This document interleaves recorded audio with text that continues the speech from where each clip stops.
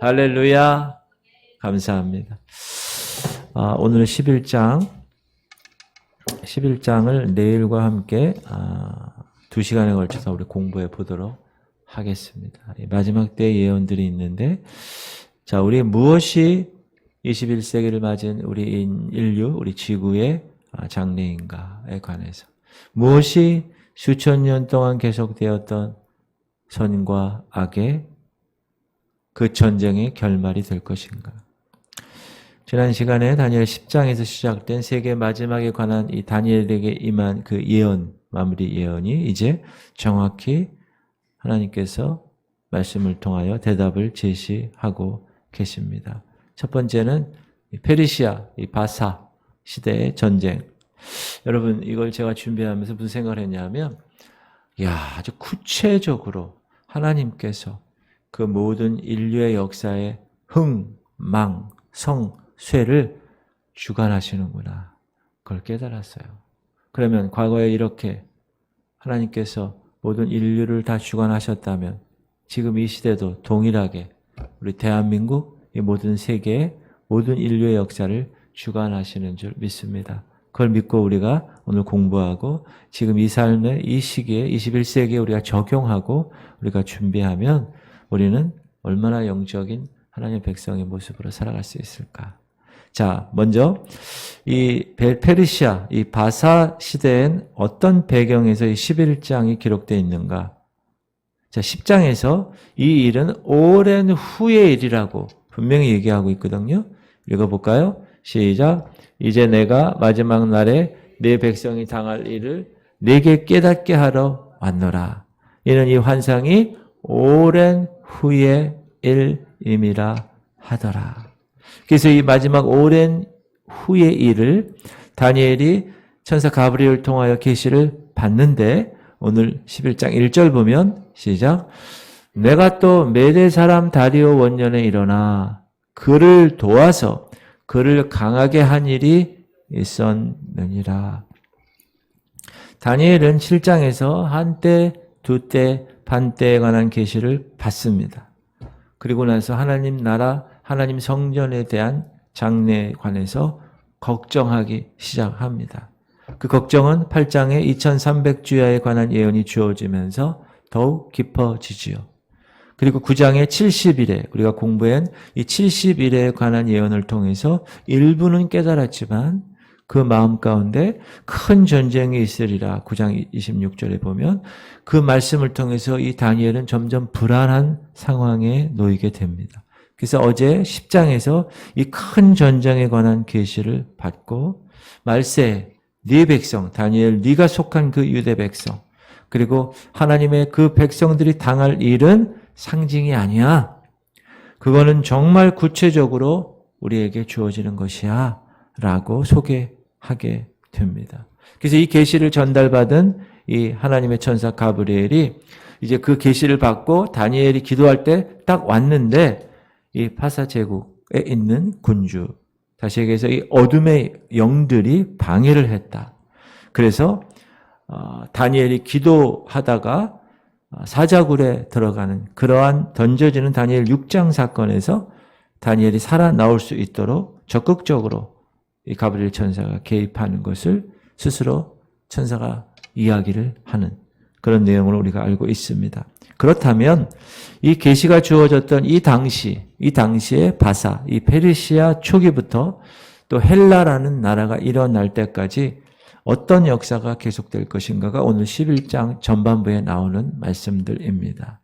이제 역사의 시간표를 하나님은 다니엘에게 구체적으로 왕이 어떻게 될 것이고 어떻게 일어날 것이고 어떻게 무너질 것인가에 대해서 정확하게 이야기를 하고 있습니다.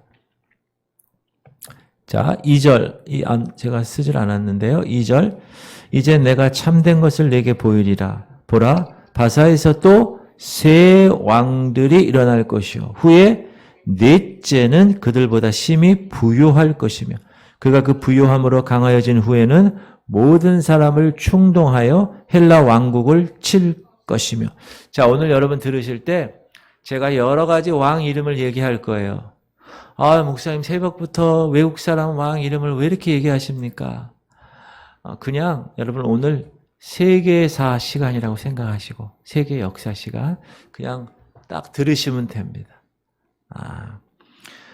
성경의 예언과 역사에서 그 예언이 어떻게 실제적으로 성취되었는가 그거를 비교해 보는 거예요. 지금 목적은. 그렇죠? 자, 계시가 주어진 당시는 파사시대 고레스 왕, 일대왕 고레스 왕 시대였습니다. 그런데 오늘 2절에서 새롭게 일어날 새 왕이 있고 넷째 왕은 더 클 거야 이렇게 얘기했죠. 역사적으로 세 번째 왕 중에 첫 번째 왕은 캄비세스 2세라는 왕이에요. 이 왕은 키루스의 아들이거든요.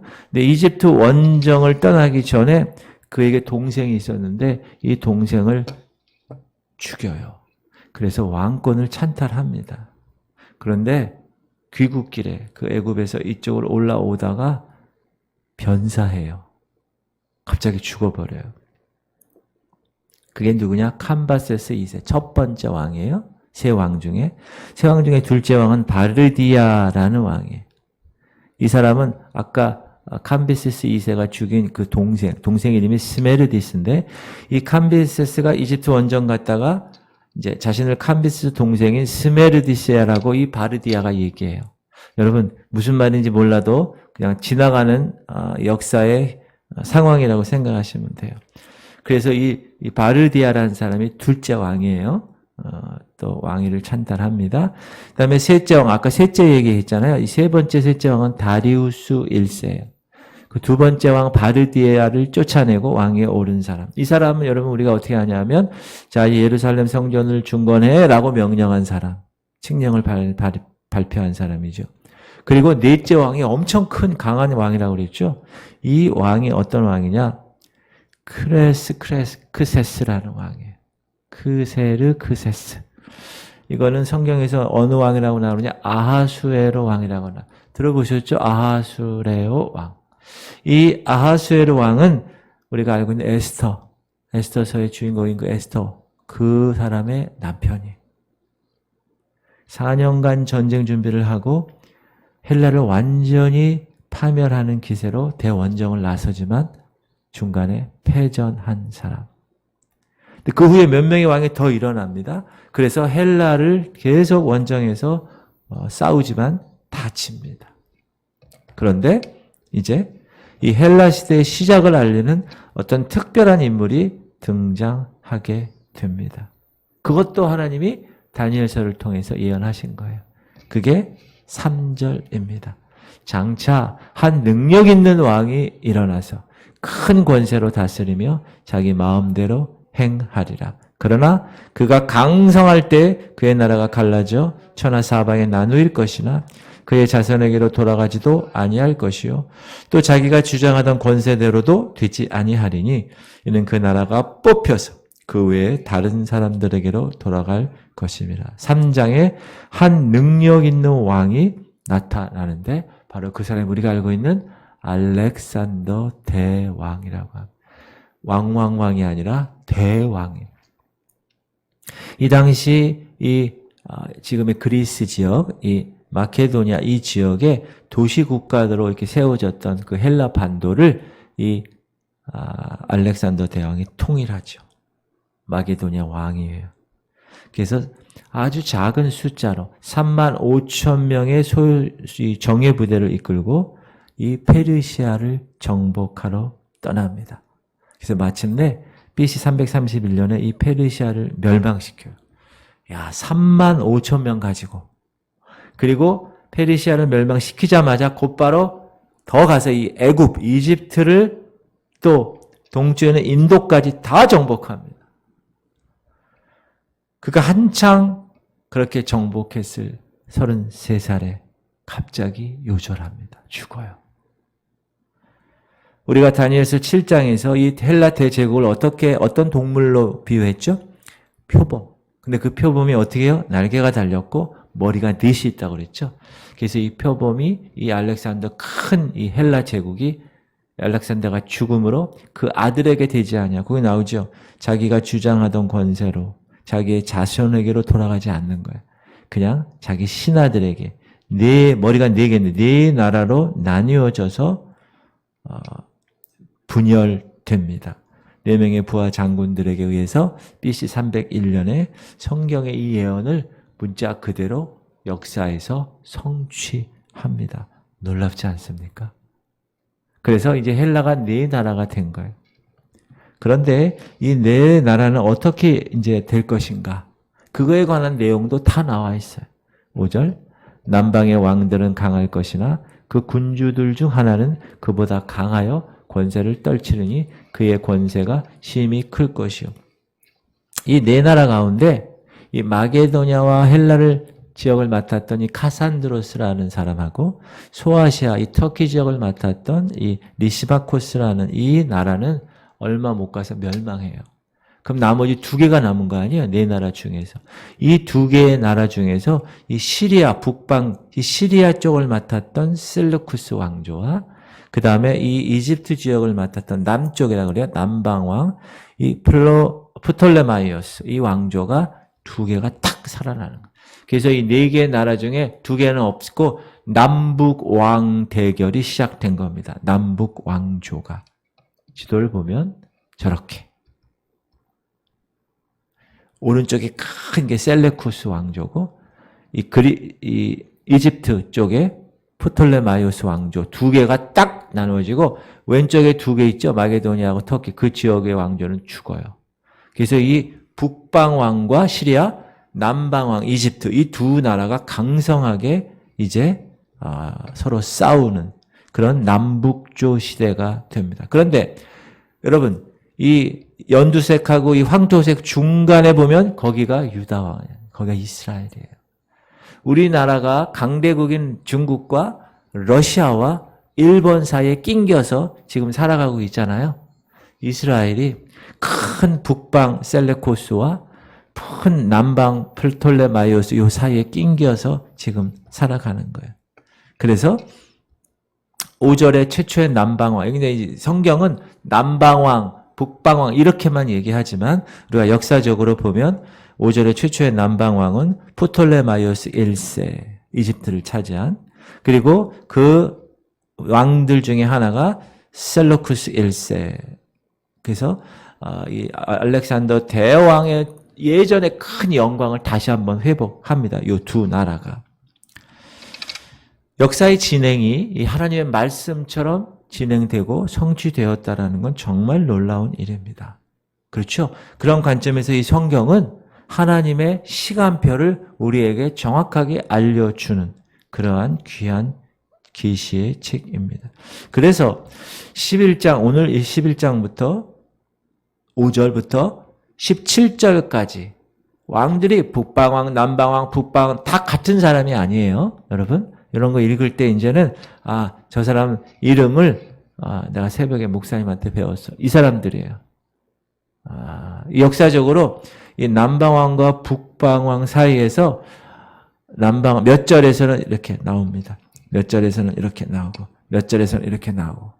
자, 우리가 한번 구체적으로 한번 볼게요. 자, 남방왕 이집트와 북방왕 시리아는 서로 처음부터 싸운 건 아니야. 야, 이제 우리 서로 화합하자. 공존하자. 그래서 열심히 노력을 해요. 그 노력이 뭐냐? 결혼하자 이거야. 우리 자녀들을. 여러분, 자녀들이 결혼하면 이 사돈끼리는 어떻게 돼요?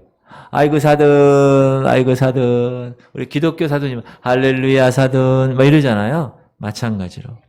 자, 6절 보면 몇 해 후에 그들이 서로 단합하리니 곧 남방왕의 딸이 북방왕에게 가서 화친하리라. 누가 갔다고요? 남방왕 딸이 북방왕에 시집간 거예요. 그러나 그 공주의 힘이 쇠하고 그 왕은 서지도 못하며 권세가 없어질 뿐 아니라 그 공주와 그를 데리고 온 자와 그를 낳은 자와 그때 도와주던 자가 다 버림을 당하리라. 이렇게 예언이 되어 있어요.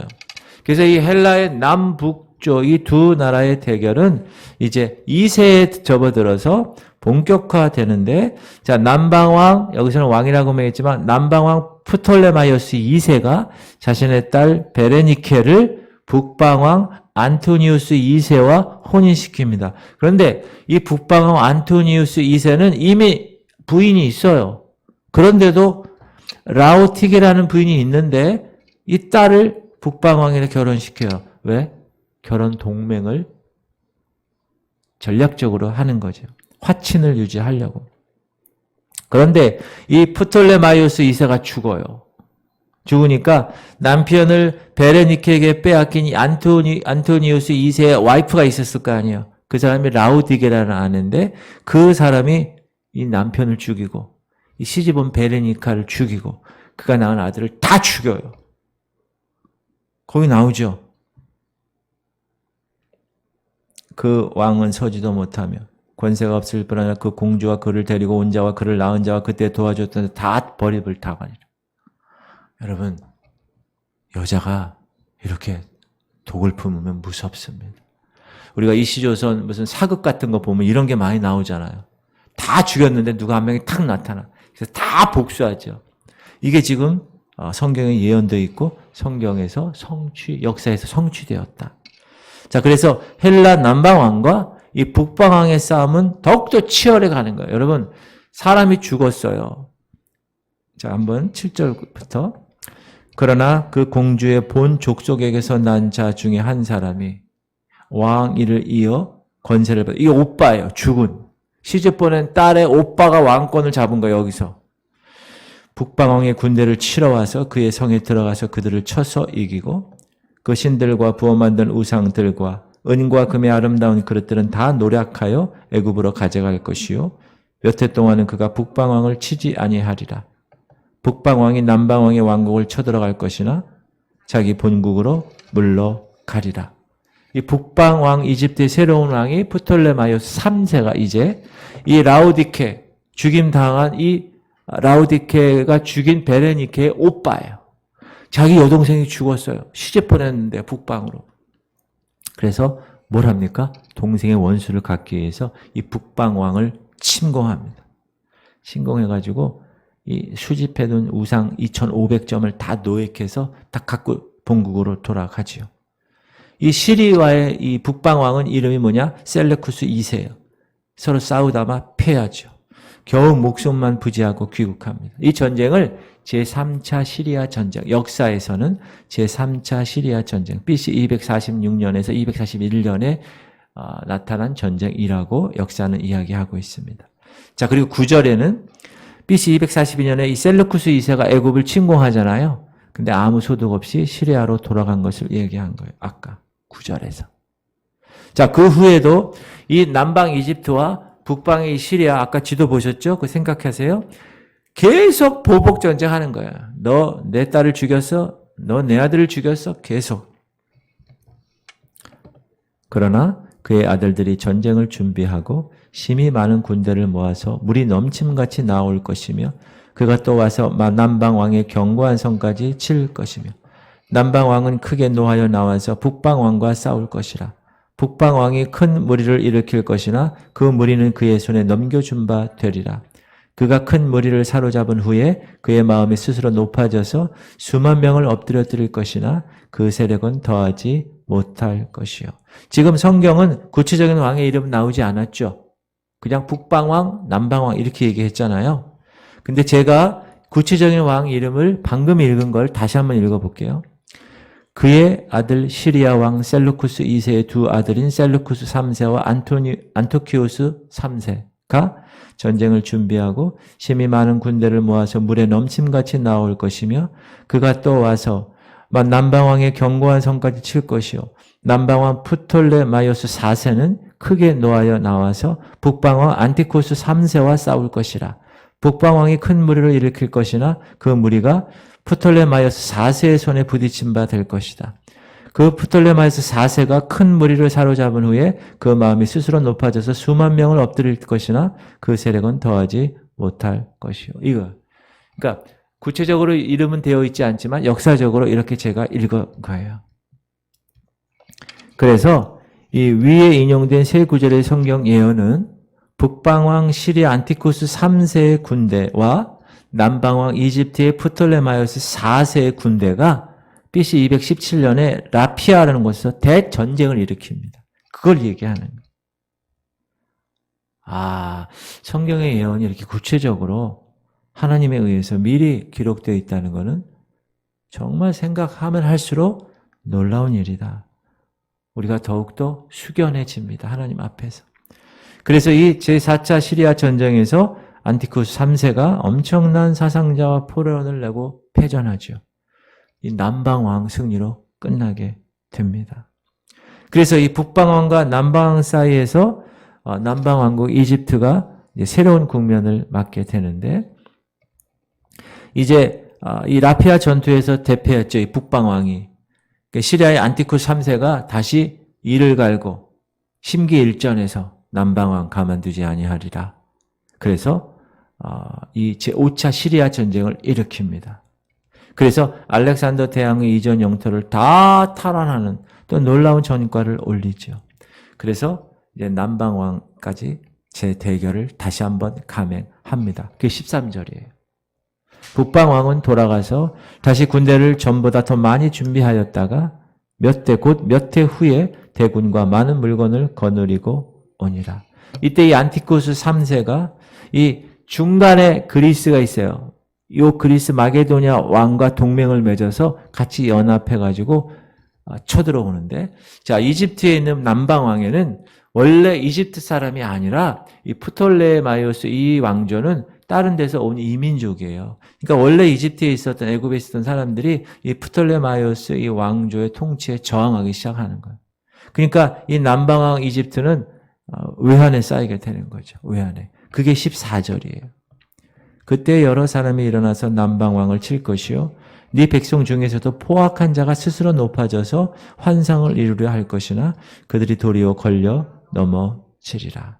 그래서 이 북방왕 안티오키오스 3세가 이 싸움에서 이집트를 승리해서 100년 이상 이 남방왕 이집트, 이 유다 있죠. 중간에 이집트와 이 시리아 사이에 낑긴 이 이스라엘을 속국으로 만들어 버리죠. 이것이 제5차 시리아 전쟁입니다. 그리고 거기 14절 중간에 보면 네 백성 중에서도 포악한 자가 이란 말이 뭐냐면 이 남방왕 이집트하고 북방왕 시리아에 이어서 이 유다, 낑겨있는 이 유다 이스라엘을 침입해서 속국으로 만든 로마를 가리킵니다. 자, 로마에 관한 거는 제가 내일 공부할 건데, 자, 그럼 남방왕 이집트와 북방왕 시리아 이 숨가쁜 대결은 어떻게 예언되고 있는가? 그게 15절이에요. 이에 북방왕은 와서 토성을 쌓고 견고한 성읍을 점령할 것이요 남방 군대는 그를 당할 수 없으며 또 그가 택한 군대라도 그를 당할 힘이 없을 것이며. 그래서 이 북방왕 안티쿠스 4세가 이 이집트의 이 모든 것을 다 함락합니다. 누가 이긴 거예요? 북방왕이 이긴 거예요. 근데 겨울이 오니까 다시 시리아로 다시 돌아가요. 그래서 북방왕 시리아에 대한 언급이 이제 마지막으로 끝난 겁니다. 그래서 이 북방왕 나중에 11장에 좀 한 구절 언급되는 거 빼고는 이제 사라지는 거예요. 자, 그럼 지금 우리가 이렇게 열심히 생각한, 열심히 얘기한 이 모든 것들 왜 그렇게 얘기할까요? 이거는 헬라의 남왕국과 북왕국 사이에 낀 이 유다 때문에 그런 거예요. 유다 때문에. 왜 이렇게 자세하게 예언됐을까요? 그거는 하나님의 택한 나라 이스라엘이 그 중간에 끼어 있기 때문에. 자, 사단은 이 헬라의 두 왕조 싸움을 통해서 이 중간에 위치한 이 예루살렘 성전, 이 하나님의 백성들을 짓밟아 버리는 계획이 있기 때문에. 그래서 옆에 나라들을 흥왕시켜서 이 하나님 백성을 핍박하는 일을 극대화시킨 겁니다. 우리가 영적인 눈으로 그걸 바라볼 수 있어야 된다. 그래서 실제로 어떻게 이 예루살렘 성전과 이 하나님의 백성들을 다 멸망시켰느냐, 사단이. 우리가 지난 시간에 공부했던 이 안티쿠스 에피파네스라는 사람이 예루살렘을 다 점령해요. 그리고 예루살렘에서 성전에서 매일 제사 지내는 거 금지시켜요. 그리고 돼지를 잡아가지고 그 성전을 더럽혀요. 돼지는 유대인에게 있어서는 아주 더러운 건데 피를 다 뿌림으로. 그리고 안식일을 없애요. 할례를 폐해요. 하나님 성전은 거기에 제우스 신을 섬기게 강요해요. 이렇게. 이건 다 누가 한 겁니까? 이 반유대주의, 이것을 이 사단이 안티쿠스 에피파네스를 통하여서 사단이 그 하나님의 백성과 하나님의 나라를 어떻게 한 거예요? 다 깨부신 거라. 이러한 역사적 사실, 이 예언을 통해서 하나님께서 인류의 모든 삶을 주관하시는. 근데 왜 사단이 그렇게 했을까요?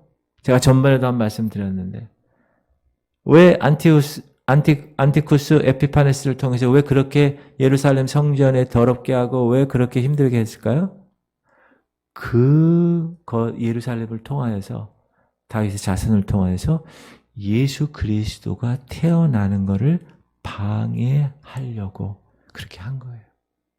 그러나 하나님은 예수 그리스도를 하나님의 시간표에 탄생하게 하십니다. 그래서 우리가 이 유다 이스라엘 백성을 이렇게 북왕조 시리아와 남왕조 이 애굽을 계속 연구하면서 우리가 공부한 거예요. 여러분, 오늘 공부한 건 다 잊어버리셔도 돼요. 하나만 생각하시면 돼요. 하나님의 역사의 시간표가 실제 역사에서 성취되었다. 그 예언이 성취되었다. 그러므로 하나님은 하나님이 택한 나라 백성, 그리고 하나님의 거룩한 전이 있는 그 예루살렘을 포기하지 않으셨다. 사단이 북방왕과 남방왕을 통하여, 특히 북방왕을 통하여서 그렇게 성전에 더럽게 하고 그렇게 하나님의 백성들을 다루셨지만, 그럼에도 불구하고 최후의 승리자가 된 이스라엘 백성, 그리고 거기서 하나님이 계획하신 예수 그리스도가 출생하게 되었고, 그분을 통하여서 이 세상은 하나님의 나라의 왕국을 시작하게 하셨다. 할렐루야. 그것만 공부하시면, 그것만 머리에 남으시면 됩니다. 무슨 안티오쿠스, 무슨 셀레쿠스, 무슨 프토말리 이런 거 신경 안 쓰셔도 돼요. 할렐루야. 우리가 그냥 이 시간에 그냥 북방왕, 남방왕으로 끝나지 아니하고 역사책을 보면서 역사책에서 이 왕은 누구다 한번 점검해 보면서, 야, 하나님의 그 예언이 이렇게 구체적으로 정확하게 성취되었구나 라는 것을 보면서 하나님의 그 놀라운 일들을 다시 한번 확인하는 그러한 시간이 되었으면 좋겠습니다. 할렐루야.